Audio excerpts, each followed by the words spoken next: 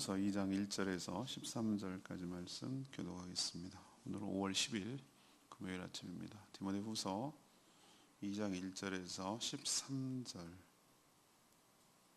13절까지 말씀 교독합니다. 신약성경 343쪽. 내 아들아, 그러므로 너는 그리스도 예수 안에 있는 은혜 가운데서 강하고 또 내가 많은 증인들 앞에서 내게 들은 말을 충성된 사람들에게 부탁하라. 그들이 또 다른 사람들을 가르칠 수 있으리라. 너는 그리스도 예수의 좋은 병사로 나와 함께 고난을 받으라. 병사로 복무하는 자는 자기 생활에 얽매이는 자가 하나도 없나니 이런 병사로 모집한 자를 기쁘게 하려 함이라. 경계하는 자가 법대로 경계하지 아니하면 승리자의 관을 얻지 못할 것이며 수고하는 농부가 곡식을 먼저 받는 것이 마땅하니라. 내가 말하는 것을 생각해보라. 주께서 범사에 내게 총명을 주시리라. 내가 전한 복음대로 다윗의 씨로 죽은 자 가운데서 다시 살아나신 예수 그리스도를 기억하라. 복음으로 말미암아 내가 죄인과 같이 매이는 데까지 고난을 받았으나 하나님의 말씀은 매이지 아니하니라. 그러므로 내가 택함 받은 자들을 위하여 모든 것을 참음은 그들도 그리스도 예수 안에 있는 구원을 영원한 영광과 함께 받게 하려 함이라. 미쁘다 이 말이여, 우리가 주와 함께 죽었으면 또한 함께 살 것이요 참으면 또한 함께 막노할 것이요 우리가 주를 부인하면 주도 우리를 부인하실 것이라. 우리는 미쁨이 없을지라도 주는 항상 미쁘시니 자기를 부인하실 수 없으시니라. 아멘. 오늘 말씀은 바울은 디모데에게 충성스러운 제자를 길러내서 또 그들이 또 다른 제자를 만들 수 있게 하라고 이렇게 당부하는 내용입니다. 주님의 제자는 그 군인처럼 자기 생활에 매이지 않으며 또 경계 규칙대로 경계하는 선수와 같으며 이 성실한 농부처럼 사역해야 된다고 이렇게 가르치고 있습니다. 복음 때문에 고난을 받으면 복음의 영광과 함께 구원을 받게 될 것이라고 말하는 내용이 오늘 내용입니다. 그래서 오늘 질문은 예수 그리스도의 제자는 어떻게 복음을 전해야 합니까? 이것이 오늘의 질문입니다. 먼저 1절, 2절 말씀을 근거로 이 제자의 재생산이 일어나도록 제자 훈련을 해야 된다는 것이죠. 교회와 복음은 주님의 제자가 된 사람이 또 다른 사람을 제자로 삼는 일을 통해서 확장되어 나갑니다. 사도 바울은 디모데에게 제자 훈련을 통해 복음을 전수하고 또 계승하라고 당부하고 있습니다. 우선 사도 바울이 디모데를 주님의 제자가 되도록 친히 양육하고 훈련을 시켰죠. 그리고 디모데는 사도 바울에게서 들은 것을 충성된 사람에게 전수했죠. 그러면 이 충성된 사람들은 또 다른 사람을 가르치는 방식으로 전개되어 나가고 있습니다. 여기에서 주체가 누가 나오면 네 4세대가 나오는 거죠. 첫 번째는 바울, 그 다음은 디모데가 가르친 충성스러운 사람들이 가르칠 또 다른 사람들, 이렇게 4대에 걸쳐서 제자 훈련이 일어나는 것을 볼 수 있어요. 이렇게 복음이 전수되고 계승되어 나가는 것이죠. 제자 훈련의 성공 여부는 어떻게 알 수 있습니까?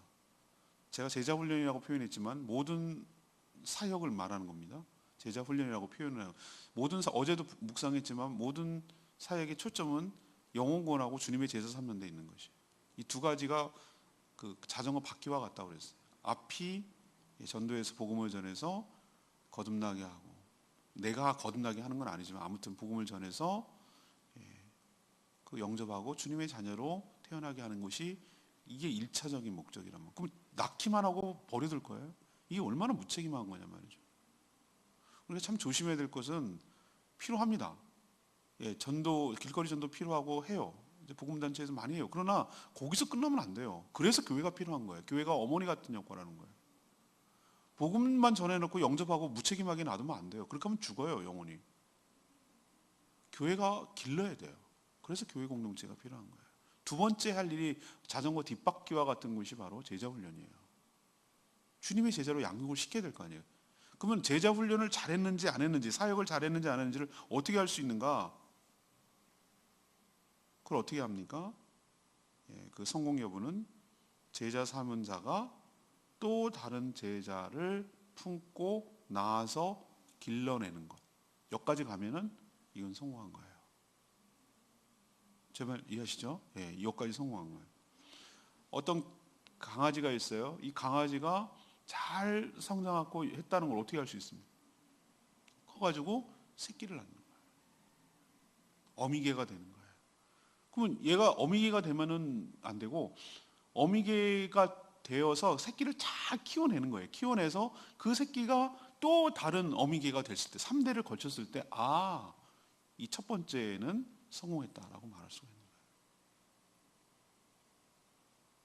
그런데 그냥 새끼만 낳고 다음을 낳지 못할 정도로 그냥 어린애 같은 수준에서 늘 있다.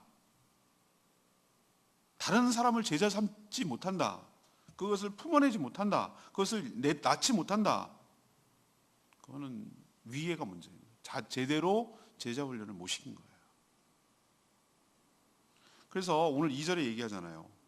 복음을 전혀 모르는 사람에게 자신이 듣고 배운 것을 가르칠 수 있는 수준이 되었을 때 이것은 제자 훈련에 성공하는 거예요. 제가 최근에 읽은 책인가 메타 인지인가 그 책을 보면은 그런 얘기가 나와요. 저 사람이 진짜 아는지 모르는지를 어떻게 알 수 있는가? 그것을 설명하고 가르칠 수 있으면 아는 거예요. 막힘이 없이 딱 해서 이거는 뭐고 이건 어떻게 되고 이건 어떻고 착착착착 이렇게 막힘을 쫙 술술술술 풀어내고 자기가 아는 거 모르는 걸 정확하게 알고 있으면 이 사람 아는 거예요. 특히 남에게 가르칠 수 있을 정도가 되면. 복음은 대중연설을 통해서도 전해질 수 있어요. 사도 바울처럼 대각성 운동처럼 엑스플로 이런 것처럼 할 수 있어요. 그렇지만 전달될 수는 있어요. 그렇지만 주님의 제자는 그렇게 안 돼요. 주님의 제자는 대량 생산이 안 된다고. 정말 새끼 낳듯이 어떤 과정을 거치냐면 1대1로 접촉을 해서 자식 키우듯이 한 사람 한 사람 시간을 들여가면서 공을 들여가면서 그렇게 그 애간장을 녹여가면서 정말 속 썩어가면서 문드러져 가면서 그렇게 만들어지는 거예요. 옛날에 영화 같은 데 보면은 무술 도저 고수들 무림의 고수들 만들어내는데 그게 쉽습니까 여러분? 하나 만들어내는 사람 하나를 그 제자로 만들어내는 게 쉽습니까? 없습니다. 그렇게 쉽지 않습니다. 그런데 말이죠, 더뎌요. 우리가 보기엔 참 더뎌요. 찍어내는데 너무 익숙한 우리들에게는 너무 더뎌요. 그냥 팍팍 이렇게 했으면 좋겠는데 사람은 그렇게 안 만들어지거든. 사람은 그렇게 단순하지가 않거든. 참 사람 하나 키워낸다는 게 만들어낸다는 게 진짜 쉽지 않거든. 근데 여러분 기억하셔야 돼요. 사람 하나 제대로 만들어내면요, 그 하나의 훌륭한 제자로 만들어내면 세상을 바꾼다니까요. 이런 마음을 가져야 되는 거예요. 예수님이요, 전생에 그 3년 동안 공생애 하시면서 뭐 했습니까? 하이라이트는 십자가지만 뭘 남겨놨습니까? 제자들 남겨놨는데 그것도 하나 팔아먹은 제자. 그리고 처음에 다 부인하고 다 도망간 제자. 그런 제자라고 그걸 남겼다고 남긴 거예요. 근데 말이죠, 성령을 받으니까 확 바뀌어서 정말로 주님처럼 십자가를 지고 목숨 걸고 전 세계에 나가서 복음을 전하는 주님의 제자로 훈련받고 사도로 나가서 살잖아요. 그게 저는 잘하는 거라고 저는 생각을 합니다. 지난 수요일 날 저녁 때 우리 이덕재 목사님 오셨죠. 지금은 같이 늙어가는 처지에 너나 나나 그러고 지금 지내지만 같은 목회자도 하고 그러니까 찾아오기도 하고 없지만 저희 아내랑 제가 대학부 다닐 때 그분은 전도사님이었어요. 우리는 평민, 그분은 우러러배 있는 헤드. 대단한 분이었어요. 지금도 대단하셔요. 서울 지역 인근 지역의 대학생들만 거의 400명, 500명 매주 그렇게 모이기가 쉽지 않아요. 토요일 날 황금 같은 시간에 오후 한 4시, 5시 정도에 모이면 10시 넘어서 끝나요. 집회하고 GBS 글로벌 바이블 스터디하고 제자 훈련하고 이런 훈련을 끊임없이 하고 여름 수련회, 겨울 수련회 가고 그걸 대학생 내내 하는 거예요. 똘똘한 애들이 자기가 살기 바쁜데. 근데 말이죠, 그걸 AFC라고 불렀어요. AFC. 지금도 그 그룹 모임이 있는데 AFC, Ambassador for Christ, 주님의 사도들이라는 단체였어요. AFC. 그냥 대학부를 그렇게 붙여준 거죠. AFC. 근데 지금 와서 이렇게 되돌아보니까 지금 곳곳에 흩어져서 지내고 있지만, 흩어져서 이거 지내는데 간간히 소식이 들려오는 거 보면은 정말 세계를 움직여 나가는 인재들이 많이 배출됐어요. 수없는 목회자들, 사모들, 수없는 선교사들, 세계 곳곳에 나가서 선교 일을 해요. 그리고 수많은 그 각계각층의 그 회사 다니든 무슨 전문직이든 뭘 하든 간에 거기서 주의 복음을 위해서 헌신된 제자로 살아가는 모습 보면서 제가 강한 도전을 받아요. 젊은 날에 하나님께 온전히 복음에 헌신된 자들이 얼마나 세상을 바꿀 수 있는지를 보여주는 거예요. 전 그게 궁극적인 목표지 막 뭐 이렇게 그런 거 아니에요. 진짜 주님의 제자로 만들어야 돼요. 재생산할 수 있는 제자로 만들어야 돼요. 이게 사역의 목표가 되고 우리의 목표가 되어야 될 줄로 믿습니다. 자기 하나 딸랑 삶이 그거 아닙니다. 그거는 실패한 거예요. 실패한 인생이에요. 우리도 당대가 끊어지고 당대에서 끊어진다. 이건 실패한 거예요. 다음 세대를 못 일으킨다. 우리 세대로 문 닫는다. 이거는 그 교회는 실패한 거예요. 잘못한 거예요. 그러니까 우리는 어차피 유한한 인생을 살고 천국 갈 거니까 다음 세대가 계속해서 이 교회가 영원하도록, 계속 주님 오시는 그날까지 계속 존속하고 지속되도록, 내가 없어져도, 내가 죽어가도 내 뒤에 있는 또 다음 세대들이 계속해서 그렇게 주님 나라를 위해서 헌신할 수 있도록 그렇게 만들어야 이게 잘하는 목회 아니겠습니까? 그게 잘 사는 거고 그게 교회가 건강한 것 아니겠습니까? 애도 못 낳고 재생산이 끊어진다면 이거는 실패한 거예요. 그래서 오늘 어떻게 복음을 전해야 됩니까? 제자의 재생산이 일어나도 제자 훈련에 초점을 둬야 된다. 이 얘기를 지금 오늘 하는 거예요. 두 번째, 왜 해야 되는지 마지막으로 얘기하면 더디지만 이게 예수님의 방식이기 때문에 그렇게 하는 겁니다. 두 번째는 3절에서 7절 부르신 주님을 기쁘시게 하도록 깊이 생각해야 된다는 겁니다. 그럼 예수님이 제자는 어떻게 사는 게 예수님의 제자일까? 사도 바울은 디모데에게 세 가지 부류의 사람을로 설명을 하고 있어요. 우선 군인이에요. 첫 번째가 군인 이게 전부 다 메타포예요. 메타포, 은유란 말이죠. 군인의 특징은 뭡니까? 자기 삶이 없어요. 자기게 잠깐만 나 오늘 김 꿀꿀해. 오늘 좀 게임 좀 하고 뭐 이거 없어요. 군인은 딱 6시 기상 나팔과 함께 기상, 구보, 점호 똑같이 돌아가요. 밥 먹는 시간 똑같고 일과 똑같고 훈련 나가고 경계근무 쓰고 다 똑같아. 직속상관의 명령은 절대 복종이에요. 주님의 제자도 똑같다는 거예요. 제자로 부르신 분께 충성을 다해야 된다는 거예요. 이게 군인이 가는 메타포예요. 두 번째는 운동선수.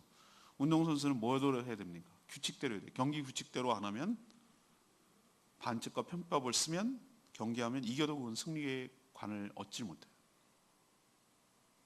주님의 제자 역시 하나님의 말씀에 입각해서 바르게 사역해야 된다는 것을 우리에게 가르쳐주는 메타포예요. 주님은 수단 방법을 가리지 말고 복음을 전하라고 그렇게 말한 적이 없으세요. 하나님의 말씀에 입각해서 바르게 규칙대로 그렇게 해야 된다는 걸 가르쳐줍니다. 세 번째 농부예요. 농부는 뭐죠?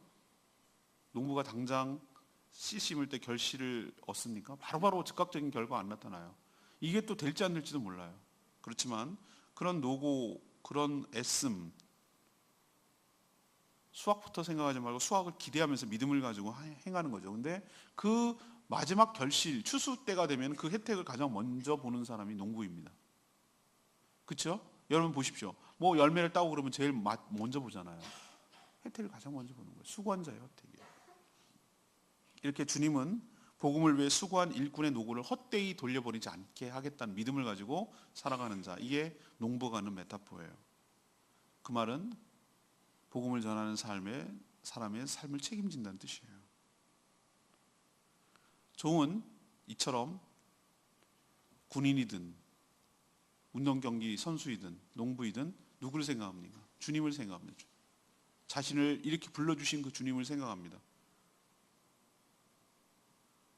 그리고 주님의 뜻이 무엇이지?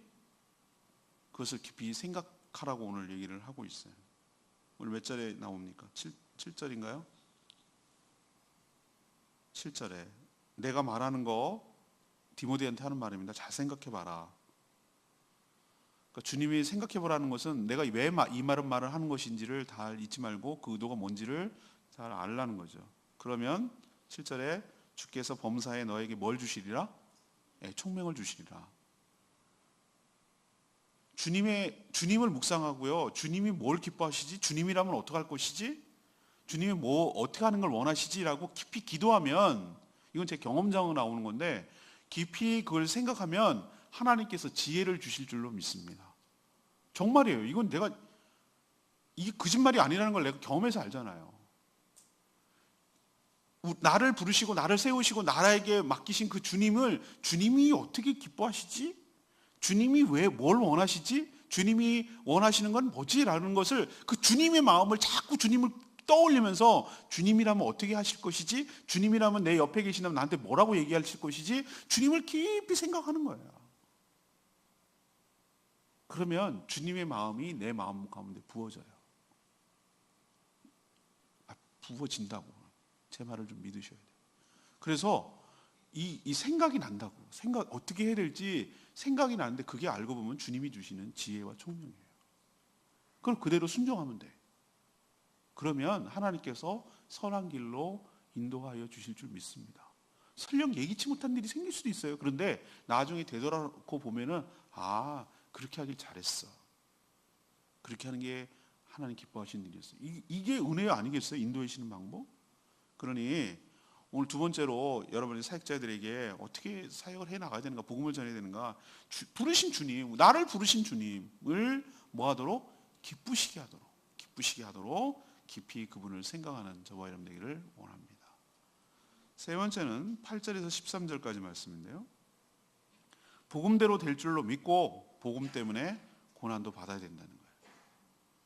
주님의 제자는 복음이 뭔지 분명하게 알고 있어야 돼요. 뭐가 뭔지도 모르고 복음을 전해야 제자가 되는데, 그런데 어떻게 제자를 만들겠어요? 예수님이 다윗의 후손으로 오셔서 언약이 성취되었으며 십자가에서 우리 죄가 다 사해지고 용서받았고 믿는 자마다 하나님의 자녀가 되어 영생과 천국의 복을 누리게 됩니다 라는 것을 정확하게 알고 있어야 돼요. 사도 바울은 이 복음 때문에 고난을 받아서 지금 로마 감옥에 갇혔어요. 하지만 전도자를 이렇게 가둔다고 해서 복음마저 가둬지는 건 아니에요. 사단은 웃기죠? 복음을 전하는 사람 가두면 복음이 전에 가둬질 줄 알아요. 아니에요. 복음은 절대 가둘 수 없어요. 왜 복음을 전한다는 이유로 고난을 받는데 참기까지 해야 되는 걸까? 왜 복음을 전하는데 이렇게 고난을 받는 걸 참기까지 했느냐 이거죠. 그래야 10절에 있는 말씀대로 예수 안에 있는 구원을 영원한 영광과 함께 받을 수가 있게 될 줄로 압니다. 성도는 바보가 아니에요. 어쩌면 더 약은 사람일 수도 있다는 생각이 난 들어요. 무엇을 위해서 하는지를 지금 당장 얻기를 위한 것이 아니라 영원한 것을 기리면서 지금 참고 있는 사람들이에요. 그러니까 더 현명하고 더 똑똑한 사람들이에요. 어떻게 보면 바보가 아니에요. 그렇게 수많은 사람들이 바보겠어요? 그 잘나고 똑똑한 사람들이 왜 믿겠어요? 예수 그리스도를. 뭘 믿는 거냐? 주와 함께 죽으면 주와 함께 살 것을, 함께 할 것을 믿는 거예요. 주님 때문에, 복음 때문에 여러 가지를 참으면 주와 함께 왕노릇할 것을 믿는 거예요. 주님을 부인하지 않으면 주님도 우리를 부인하지 않을 것을 믿는 거예요. 그렇기 때문에 지금 이 고난을 견뎌나가는 거예요. 감당하는 거예요. No cross, no crown. 십자가 없는 멸관은 없다. 이게 얼마나 중요한 경구입니까? 고난 없는 영광, 이거는 복음이 아니에요. 사단이 뭐라 했습니까? 예수님 굶었을 때 3가지 할 때 그 중에 시험이 뭡니까? 나한테 절해라. 다 준다. 천하만국을. 고난 십자가 하지 마. 그냥 쉽게 가자. 이지고잉 하자. 이게 사단이 예수님께 준 시험 중에 하나예요. 우리도 이런 시험 얼마나 많아요. 지는 길로 가. 왜 돌아가? 왜 힘들게 그렇게 해? 그냥 쉽게 살아. 이게 우리한테 주는 유혹이라니까요. 아까도 내가 1번에서 얘기했잖아요. 첫 번째에서 뭐라고 그랬습니까? 사람을 제자로 만드는 일은 아주 고단한 일이고 시간 걸리는 일이고 정말 에너지가 많이 들고 인내해야 되고 애간장 녹고 속 썩고 무지무지 힘든 일이에요. 그런데 그런 더뎌도 그 과정을 거칠 때 훌륭한 하나의 제자가 사도가 나왔을 때 그 사람이 폭발력 있게 30배, 60배, 100배의 열매를 거두는 역사가 있게 될 줄로 압니다. 그죠? 제가 아까 AFC 얘기했잖아요. 그분들 다 어떻게 나갑니까? 전 세계 나갔어요. 뭐 태국 간 사람들, 뭐 아르헨티나 가서 있는 사람들, 뭐 선교사만 해도 막 부지기수예요. 일본 간 사람들, 뭐 카자흐스탄, 뭐 얼마나 많아요. 그 사람들 어떻게 합니까? 교수 된 사람들, 의사 된 사람들, 뭐 얼마나 많은 사람들이 있느냐. 출판사에 있는 사람들. 근데 자기 분야에서 얼마나 많은 영향력을 끼쳐서 수많은 자들을 정말 주님께로 돌아오게 하는데 쓰임 받는지 아십니까? 뭘 얘기할 거 없어요. 부족하지만 저도 제주에 와가지고 올 줄 알았어요. 여기요? 와가지고 정말 목회를 감당하면서 하잖아요. 그러니까 힘들고 어렵고 그럴지라도 이런 과정을 거쳐가야 돼요. 이런 고난과 수고로움을 이겨내야 돼요. 이겨내면, 믿음으로 감당하면 주님께서 그 복음과 함께 영광 가운데 오는, 구원과 함께 영광 가운데 오는 그 주님이 주시는 영광을 누리게 될 날이 올 줄로 믿습니다. 이게 진짜입니다. 이게 썩지 않을 면류관이고 세상이 주지 못하는 주님의 칭찬이고 칭송이고 하늘의 영광인 줄로 믿습니다. 세상과는 비교할 수 없는 것이. 그러니 복음을 믿으면 복음대로 될 줄로 믿고 주님처럼 고난도 기꺼이 감수하며 믿음으로 인내하며 승리하며 나가는 저와 여러분 되기를 소망합니다. 지치지 말고 좌절하지 말고 금방 결과 안 나타나고 금방 어떻게 된다고 낭망하지 말고 끝나야 끝나는 것이니 끝까지 믿음으로 주님 오시는 그날까지 이 길을 가는 저와 여러분 되기를 소망합니다. 오늘 레위기 말씀이 13절 말씀. 우리는 미쁨이 없을지라도 주는 항상 미쁘시니 자기를 부인할 수 없으시리라. 미쁘다 말, 이 말은 우리들이 일상용어로 잘 쓰지 않아서 다음 성경 번역할 때는 좀 바꿔야 되지 않을까 싶기도 해요. 우리는 잘 미쁘단 말 여러분 쓰십니까? 일상에서 잘 안 써요. 미쁘단 말은 굳이 번역해서 옮기자면 믿고 신뢰할 수 있다, 그런 뜻이에요. 믿어서 신뢰할 수 있다. 다른 말로 저는 이게 한자인데 이것도 신실하다. 신실하신 하나님. 그 미쁘단 말이 신실하단 말에 우리나라 말 같아요. 사람은 신실하지 못해요. 오늘 말씀처럼. 그러나 주님은 항상 신실하신 분이에요. 본인의 말이나 약속을 어길 수가 없는 분이에요. 그래서 믿을 수가 있어요. 사도 바울의 여러 말은 주님의 약속이기도 해요. 그래서 이 말씀대로 행하며 살면 그 말씀대로 이루어질 줄로 압니다. 그래서 모든 성도는 무엇으로 살아가는가? 믿음으로 살아가는 것이에요. 믿음 없이 어떻게 살겠어요, 우리가? 뭘 믿습니까? 주님을 신뢰하는 거죠. 주님의 약속을 의지하고 신뢰하는 거, 믿는 거죠. 믿음이 없으면 주님을 기쁘시게 하지 못하는 것 기억하시고, 신실하신 하나님, 그분의 말씀을 신뢰하며 그 말씀대로 살아가는 저희들 되기를 원합니다. 오늘 질문이 뭐였습니까? 그리스도의 제자는 어떻게 복음을 전해야 됩니까? 첫 번째로 제자의 재생산이 일어나도록 제자 훈련에 초점을 둬야 된다. 이거 잊어버리면 안 돼요. 재생산이 일어나야 돼요. 두 번째는 우리를 부르신 주님을 기쁘시게 하도록 깊이 생각하며 행동해야 된다는 거예요. 세 번째는 뭡니까? 복음대로 될 줄로 믿고 복음 때문에 뭐도 받아야 된다? 복음 때문에 오는 고난도 기꺼이 감수하며 살아가야 된다. 이것이 바로 오늘 우리에게 주시는 하나님의 말씀인 줄로 믿습니다. 오늘 말씀 붙들고 기도하기 전에 우리 689장 찬양지 부르고 기도하겠습니다.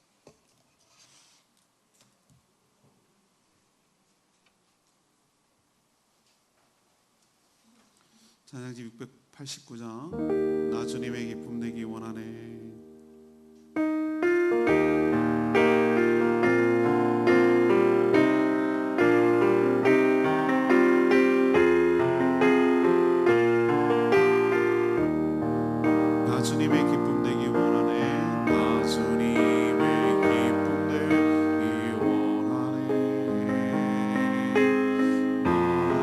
새롭게 하소서.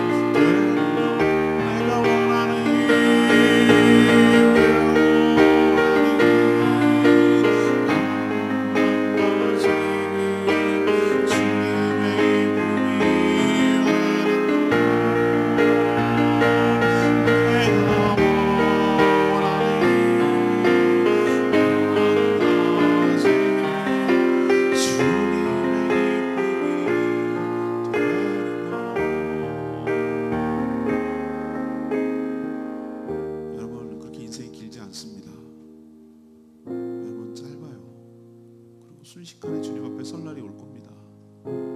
우리가 주어진 이 기회가 은혜예요. 우리에게 기회를 주는 거예요. 우리의 삶은 기회예요. 기회가 축복이에요. 우리는 은혜를 자꾸 엉뚱한 걸로 생각하는데 우리에게 기회가 남았다는 게 이게 축복이라고, 이게 은혜라고. 여러분에게 기회가 주어질 때 그 기회를 잡으셔야 되고, 오늘 사도 바울과 디모데처럼 정말 복음에 온전히 올인하고 충성스럽게 그렇게 제자 훈련을 위해서 헌신하면 주님께서, 하나님께서 그 노고를 헛되이 여기지 아니하시고 하나님께서 그 구원과 함께 영광을 여러분에게도 주실 줄로 믿습니다.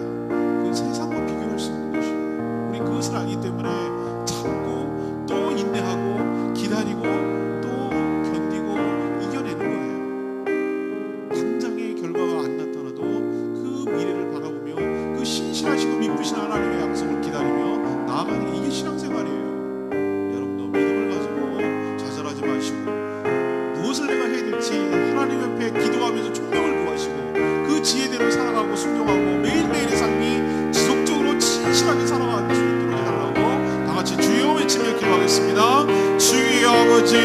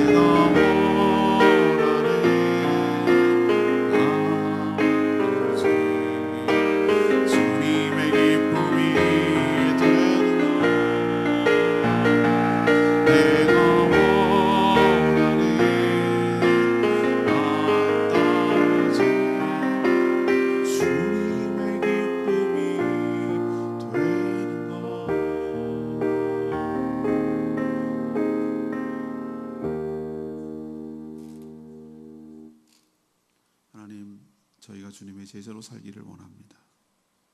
그래서 주님의 또 다른 제자를 만들어 복음이 계승되며 전수되어 가기를 힘쓰며 살게 하여 주시옵소서. 저희도 충성스러운 병사처럼 저희를 불러주신 주님께만 복종하고 충성하며 살게 하여 주시옵소서. 운동선수처럼 반칙하지 않고 규칙대로 복음을 전하게 하여 주시옵소서. 농부처럼 열매를 주셔서 우리의 삶을 책임져 주실 것을 믿고 살게 하여 주시옵소서. 비록 복음 때문에 고난을 받겠지만 복음 때문에 영광도 얻게 될 줄로 믿습니다. 결코 복음을 가둘 수 없음을 믿고 신실하신 주님을 신뢰하며 믿음으로 싸워 인내하며 승리하게 하여 주시옵소서. 오늘도 맡겨진 여러 가지 일들을 기쁨으로 잘 감당하기를 원합니다. 저희 삶을 주관하시고 은혜로 가득 채워 주시옵소서. 특별히 어린이들에게 복음을 전할 때 그들이 참 교회 오는 것을 즐거워하고 기뻐하고 또 들은 복음을 통하여 그 마음 가득 깊은 곳에 복음이 잠재되어 있게 하시고 언젠가 그것이 싹을 틔우고 꽃을 피우고 열매를 맺을 수 있도록 축복하여 주시옵소서. 모든 모이는 목장마다 축복하시고 은혜로 가득 채워 주시옵소서. 오늘 하루도 주님께서 우리와 함께하여 주시고 인도하여 주시고 주님의 뜻을 이루는 복된 하루가 되게 하실 줄로 믿으며 예수 그리스도의 이름으로 축복하며 기도합니다. 아멘. 오늘 하루도 주님의 은혜 가운데 살아가는 복된 하루 되기를 축복합니다. 예, 충분히 기도하고 하루 시작합니다.